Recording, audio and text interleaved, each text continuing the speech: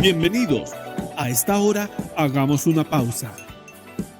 Reflexionemos a través de la teoterapia, lenguaje de vida.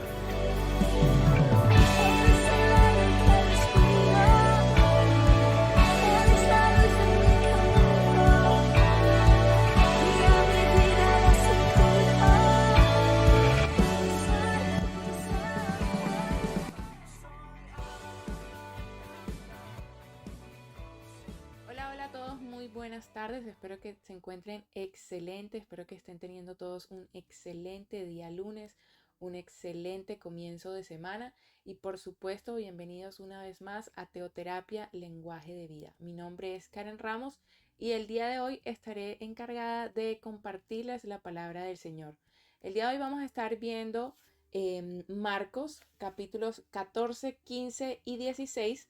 Y estaremos viendo lo que para mí es una de las historias más bonitas que nos deja la palabra de Dios, porque hablaremos del sacrificio que hizo el Señor Jesucristo por cada uno de nosotros.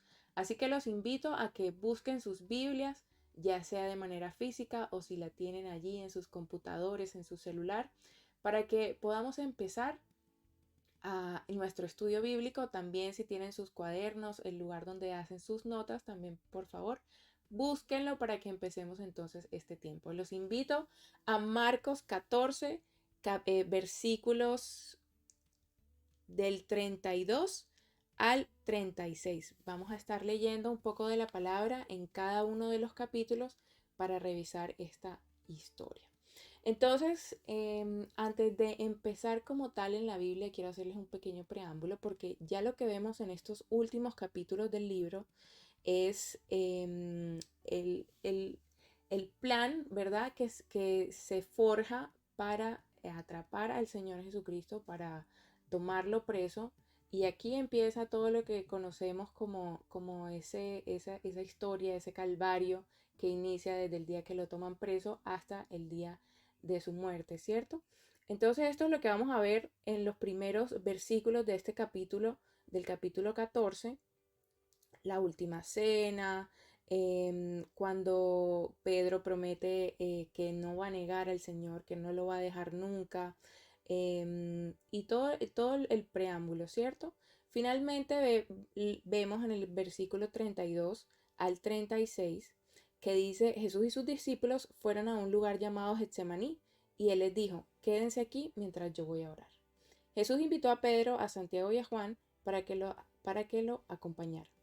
Empezó a sentirse muy pero muy triste y le dijo a los tres: estoy muy triste y siento que me voy a morir. Quédense aquí y no se duerman. Dice: Jesús se alejó un poco de ellos, se arrodilló y oró a Dios. Y aquí es cuando yo digo qué increíble que es el Señor Jesucristo, porque siendo Él el Hijo de Dios, siendo Él Dios mismo, ¿cierto? Hecho hombre, le dice a su Padre: haz tú tu voluntad y no hagas la mía. ¿Y cuántos de nosotros, cierto? No tenemos esa misma conciencia con el Señor, sino que queremos derechamente hacer nuestra propia voluntad. Y el Señor Jesucristo nos enseña aquí con gran humildad que, que si nosotros hemos aceptado a Dios en nuestro corazón, ya no vivimos nosotros, sino que vive el Señor en nosotros y que ya no es nuestra voluntad, sino que es la voluntad de Dios.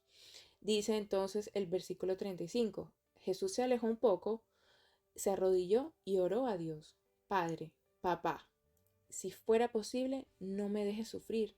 Para ti todo es posible.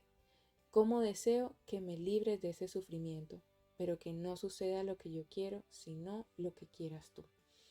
¿Y cuánto nos cuesta a nosotros decirle estas palabras a Dios? Decirle que, que no sea lo que nosotros queremos, sino que suceda lo que Él quiera.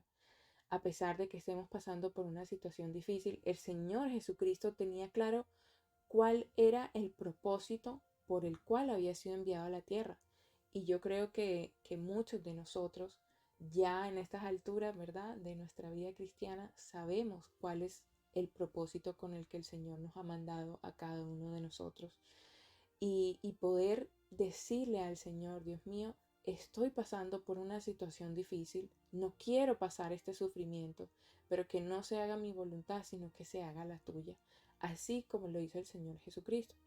Pasamos entonces a Marcos 15, y en Marcos 15 el Señor Jesús reafirma su compromiso y reafirma esa tarea para la cual fue enviado. ¿Por qué? Porque después de esa oración que el Señor Jesucristo hace en el Getsemaní, el Señor efectivamente es traicionado y es entregado. Ahí es tomado preso y estas personas que lo toman preso lo llevan ante Pilato. Pilato que en ese momento era el gobernador, ¿verdad? Entonces Pilato le pregunta al Señor Jesucristo, dice, en el versículo 4, capítulo 15, dice, los sacerdotes principales presentaban muchas acusaciones contra Jesús. Por eso Pilato volvió a preguntarle, mira, te acusan de muchas cosas, ¿no vas a defenderte? Y como Jesús no le respondía, el gobernador se quedó asombrado. Y en este caso, Jesucristo tenía todas las herramientas, todas las razones para defenderse y para salir de esa situación.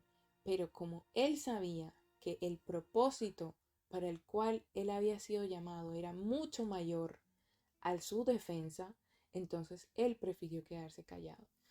Y eso es difícil y me toca a mí muy personalmente porque muchas veces a nosotros nos ganan nuestro ego, nos ganan nuestras emociones, nos ganan efectivamente, y valga la redundancia, las ganas de salir de esos problemas y de salir de esas situaciones, ¿cierto? Sin tener en cuenta el propósito que el Señor está cumpliendo con nosotros en ese momento.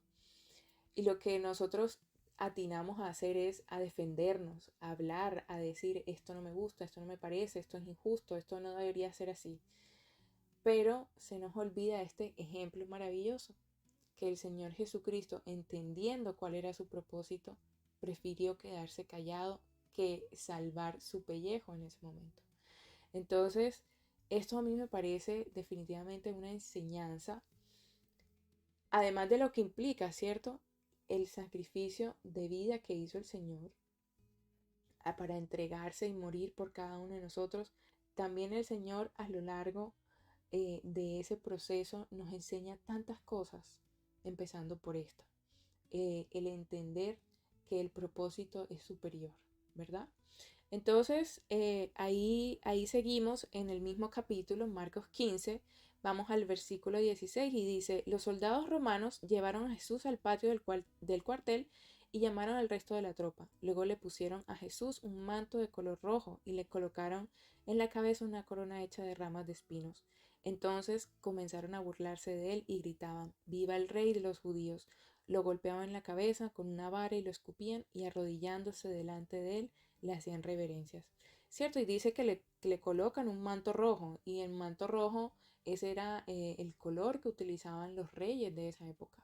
Entonces era como una burla, ¿cierto? Porque le decían, ¿no? Que él era el rey de los judíos y esa era la burla. Entonces aquí, desde aquí ya empezamos a ver el sufrimiento que empieza a padecer el Señor Jesús. Más adelante lo ponen a cargar su propia cruz, ¿cierto? Y finalmente el Señor es clavado en esa cruz a la que fue obligado a llevar en sus mismos hombros. Entonces, ¿cuántos de nosotros estamos dispuestos, así como lo hizo el Señor, a llevar nosotros nuestra propia cruz, a ser crucificados juntamente con el Señor Jesucristo, como lo dice su palabra también? Es muy difícil, familia, es muy difícil que nosotros podamos llegar a entender tal nivel que podamos con toda la humildad y en silencio llevar este propósito como lo hizo el Señor Jesús. Dice el versículo 24, dice, eran las 9 de la mañana cuando los soldados romanos clavaron a Jesús en la cruz. Luego hicieron un sorteo para ver quién de ellos se quedaría con su ropa. Además colocaron un letrero para explicar por qué lo habían clavado en la cruz. El letrero decía, el rey de los judíos. Junto a Jesús clavaron a dos bandidos, uno a su derecha y el otro a la izquierda. Entonces, Y empiezan las burlas, ¿no? El que dice que puede salvar a otros, no puede salvarse ni a sí mismo. Si eres el Hijo de Dios, bájate de esa cruz. Y empiezan como estos comentarios provocadores, ¿cierto? Para que el Señor hiciera algo. Si era, en verdad, si tú eres el Hijo de Dios, entonces bájate de ahí. Y finalmente llega la hora en la que el Señor Jesús fallece. Pero antes de eso, Él dice unas palabras, lo tenemos en el versículo 34, dice, Eloí, Eloí, lema sabactani. Eso quiere decir, Dios mío, ¿por qué me has abandonado?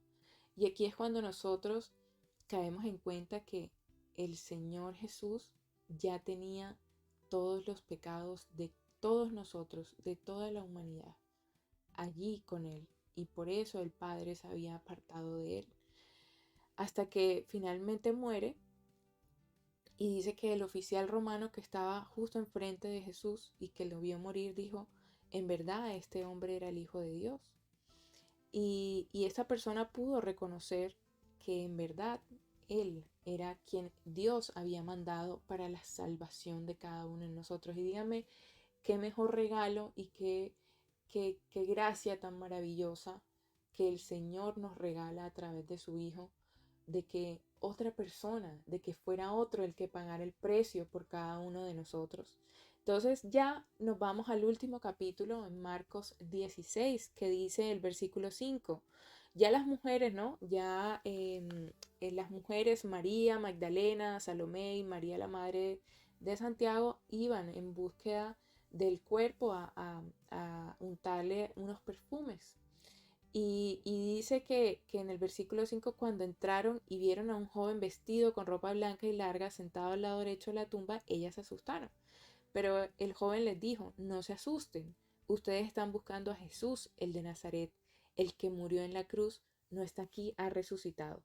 Vean el lugar donde había puesto su cuerpo. Entonces vemos que si efectivamente el Señor Jesucristo murió en esa cruz y se llevó todos y cada uno de nuestros pecados, pero así también el Señor resucitó venciendo la muerte en el tercer día.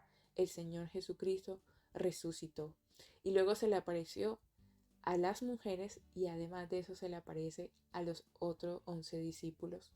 Y allí todos y cada uno de ellos pueden comprobar que efectivamente lo anunciado se había hecho realidad.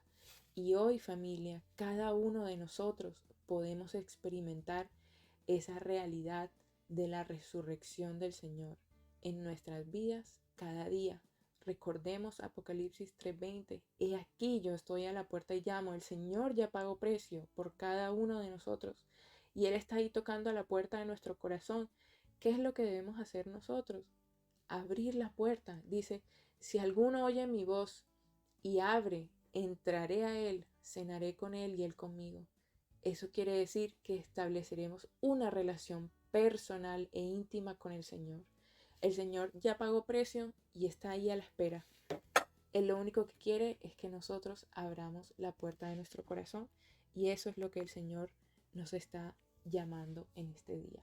Así que si tú estás aquí escuchando por primera vez esta palabra, yo te invito a que si está en tu corazón, que el día de hoy puedas hacer esta pequeña oración y puedas abrir tu corazón y confesar con tus labios, confesar con tu boca a viva voz que el Señor Jesucristo es el Señor. Así que familia, los invito. Señor Jesús, gracias por este maravilloso tiempo, gracias por este tema, gracias por esta palabra tan maravillosa que llega a cada una de nuestras vidas. Padre, en esta tarde queremos reconocerte a ti como nuestro Dios. Queremos reconocer a tu Hijo Jesucristo como nuestro único Salvador. Padre, te necesitamos, Señor Jesucristo, te necesitamos a ti y reconocemos que sin ti nada somos y que sin ti nada podemos hacer. Necesitamos de ti, Señor. Te pedimos que entres a nuestras vidas y que hagas de nosotros esas personas que tú quieres que seamos. Papito Dios, a partir del día de hoy, confesamos y reconocemos que tú eres nuestro Señor. Gracias, Padre, por este tiempo. Te pedimos, Señor, que seas tú continuando con nosotros, bendiciendo nuestras vidas, llenando y transformando cada uno de nuestros corazones. Te damos gracias y te pedimos que te quedes con nosotros en el nombre de tu amado Hijo Jesucristo. Amén. Amén, amén, familia. Espero que sigan teniendo un maravilloso día, un espectacular comienzo de semana y nos vemos en un próximo programa. Chao, chao.